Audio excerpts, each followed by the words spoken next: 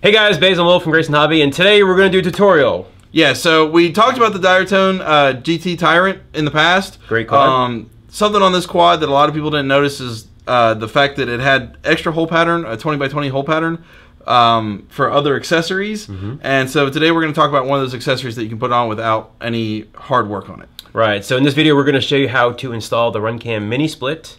And basically it's a 1080p HD camera, so you get that juicy HD footage without having to put the bulky GoPro on top. Right. Okay, if you're new to their channel, we are a hobby shop that sells drones and quads and airplanes and all that just outside of Atlanta, Georgia.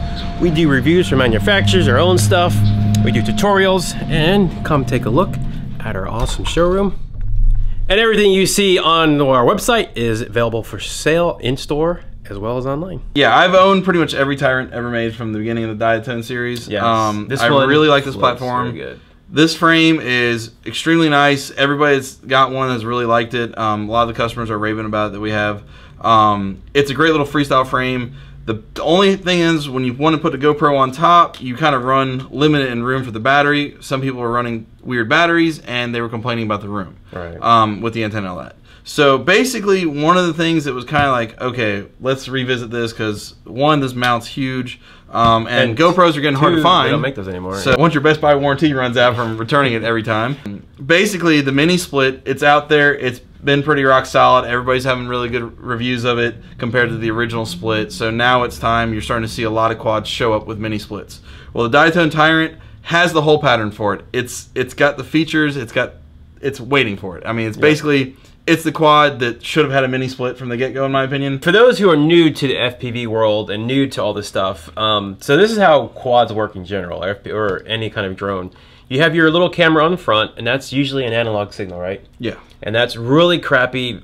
I call it crappy. It's low def. Yeah, so you get a lot of static in there, and what you see on all the cool pilots is the GoPro footage. So what they're doing, they're flying with actually 2 cameras. Now, I've seen somebody this past weekend had actually 3 cameras on his. So, for the most part, most people are flying with 2 cameras. And there's an advantage and disadvantage. The disadvantage is so heavy, but the advantage of the guy in the front analog is there's almost 0 latency, right?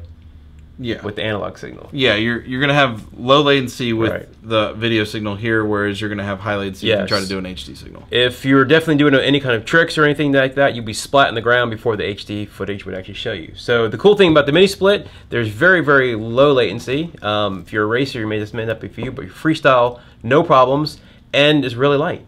And it's really less room on top. Yeah, we're shaving a ton of weight on this by getting rid of the GoPro. Another thing is, if you ever crash, and I don't know if you guys have ever used the GoPro and crashed hard enough to where you can't find this thing afterwards, saves a little bit of money. Right, it does. So it's a little easier to find the quad than it is the camera in the middle of the woods. Yeah. So, all right, here it is. In order to get the mini split in here, the first thing you have to do is take the top plate off. I'm going to go ahead and remove the entire top plate. Remove the antenna.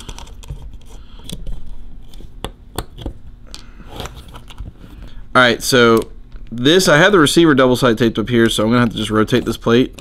But for the ease of install, what I'm going to do is I'm going to take this camera, the bottom 2 screws that hold the mount, for the camera mount as well. So we're going to actually remove this whole camera first. Everything here. I'm going to unplug the camera and put it aside. That aside, we're going to take a 1.5, so you only really need 2 screwdrivers with this. Or Allen wrench drivers. Unscrew the micro swift, put it aside. Now we got the mini split here. So let's get this slide over here. And the contents of the mini split you'll have in here is the mini split with the board. And then underneath it is some other stuff. A bunch of hardware. Yes. So in here, we're not going to need the wire harness. We're not going to need the adapter. Save those for a later project. Trust me. This is the little capture plate for the SD card, so you don't lose it when you crash. So we'll want that. And then in this little bag of hardware here, I'm going to dump this out. You have there. You need 4 little brass standoffs, 4 the M2 screws, the longer ones, and then 4 the little nuts. All right. So what we're going to do here, take the sticker off. This is just a little chart. Is we're going to pre-assemble this part, and then we're going to put it on the frame. It makes it a little easier. Now, on the earlier versions, they didn't have a little coating here, so people are putting electrical tape there to keep it from shorting. This one appears to already have a non-conductive tape in there, so we're just going to go with that. All right. But you're not going to crash anyway, so yeah, no, who crashes? Okay. No, come on now. All right, so that flits right on top there. Yes. Let's see. All right, so this plate here is actually going to face towards the bottom. Okay. So what we need to do is, this side you'll see the ribbon cable here with the SD card there. Okay. We're going to run these screws through. So again, with the plate, on the plate side, we're going to put the longer standoff with the threads. And then either the short or long, depending on, like, if you have a hard time with the short ones, then use the longer. Which ones are you using here? I'm going to use the short ones just because it looks a little cleaner, that's all. And but it is a little more difficult to thread the sucker by hand. Difficult to record. So we'll show you after. Yeah, so the way it's going to sit in the frame is going to be like this. So the little speaker, microphone, I'm sorry, the microphone is going to be up. The threads are going to be on the bottom side. The buttons are going to be on this side. Okay. And then the camera's going to go up this way. But the one more thing we're going to do is before we put together, it just makes it a little easier to put together, is go ahead and install the side standoffs for the camera. Well, on the camera itself. Okay. And I'm not going to over tighten these. I'm just getting these to where it's kind of snug to where it's holding. I can still move them around just to mount it up. Okay. So that's going to go here. So what we're going to do here is plug in this, and it literally lines up. That really that's straight from the quad, right? Yeah. All it was is you took, because where are you going for RunCam? Yeah, I'm going from the micro. RunCam to RunCam, so that's why this is so easy. Yeah, and then I'm just going to tuck the wires. Actually, no, I'm going to twist this wire a little bit. So you're just twisting the wire to keep that RF noise low? Or mainly just to keep the wires clean. Tuck that connector up in here where it's out of the way. All right. And that's going to slide up in here. And I'm going to go ahead and put the camera, bolt the camera up because that's easier to hold here. And so we haven't mounted the actual split board yet, but I'm just going to go ahead and run two here. And now that we have the camera mounted, now it's time to line up the little screws in the bottom. Again, this makes it a super easy install. I'm hoping Diatone had that in mind when they did this, because otherwise I'm not really sure why they did a 20 by 20 whole stack on the front and back of the frame. So the reason why we're not using the full size stack is because it doesn't fit. Yeah, the full size has a larger camera and it also uses a 30 by 30 hole pattern. This has the 20 by 20 hole pattern on the bottom, and it's designed for a micro camera, so it naturally just lines up. Yeah. And the last thing to do is to figure out what angle you want on the camera and tighten it down, and then just reassemble. Okay. So there's really not much to this. Makes it for a very easy install, get you going. And it's just one of the things that's going to save you weight, make it a nice compact setup. You don't have to worry about having your GoPro disappear when you crash. Yeah, so, we've been there before. And it's cheaper than a GoPro. And guys, when you do put this back together, just remember the two short screws. There's two short screws for the antenna mount. Okay. The question is, are you going to see these standoffs in the picture? The camera lens is actually past it, so I doubt it. So let's fire it up, check out our DVR, and we'll get my antenna on. Should be, yeah. At least on mine, no, the mine setup, mine comes on automatically, and you can tell if it starts recording. Top right hand corner, you'll see a little. Is it recording? A little record. No, it's not on. So oh, there it is. There it takes it. All right, it's so as you see, it took a couple of seconds to get on, so don't freak out. In the top right hand corner, you see a red circle that's blinking. That means the RunCam is recording.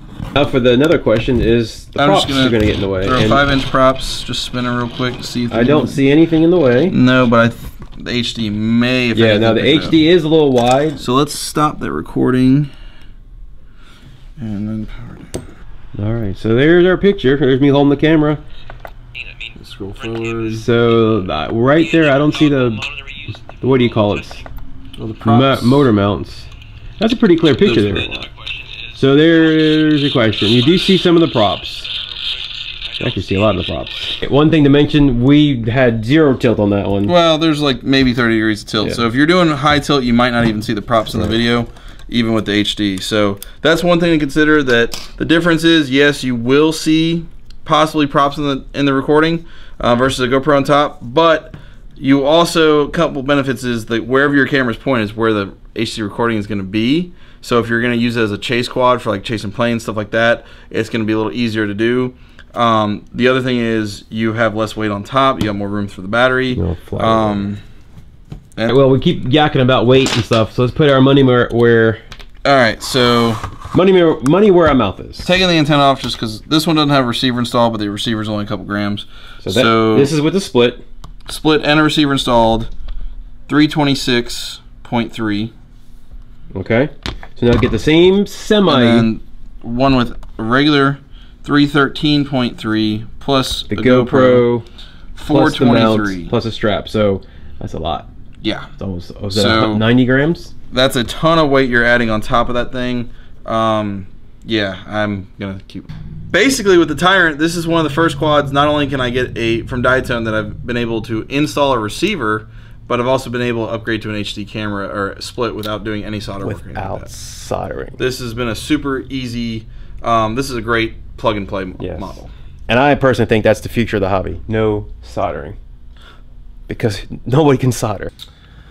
All right, guys, there you have it. There's how to install the RunCam Mini Split V2 into the Diatone Tyrant. Now, real quick, Tyrant comes in a 4S flavor and a 6S flavor. And this setup will work either way because you're running the 5-volt from the original camera to the new split. So. That's good to know. So, real quick, do I have to do anything in beta flight to get the camera to work? You may, depending on how it came configured, you may have to change the video selection for the OSD to work. I believe they ship on auto now. They used to ship on PAL, but depending on like wherever you get the camera, it's usually an NTSC camera. So you may have to change that setting, or just run an auto and you'll be okay. So the way this mounts, I forgot to go to this earlier. The buttons are very, very easy accessible, so you can do all your configurations and settings and change all that stuff real easy. Now the micros, I have to sometimes get chopsticks and stick them and touch the buttons. So everything is right there, easy to work, easy to get the SD card in, which, if you haven't ever flown with them on the micro, it takes a very long time sometimes to get this micro. And one of the only reasons really to get a 5-inch quad nowadays is the fact that we can do the HD video. Right. So now you don't have to do the GoPro on top. You can get that HD video without having to do GoPro. Right. So hope you guys enjoyed this video. Let us know what you think in the comments below. If you liked it, if not liked it, if you own a Tyrant, do you think the Mini Split is a good or bad one? And should Diatone even offer these? Yeah. Let us know if you think we should get a pre-installed version down the road. Yes. All right. Thanks for watching.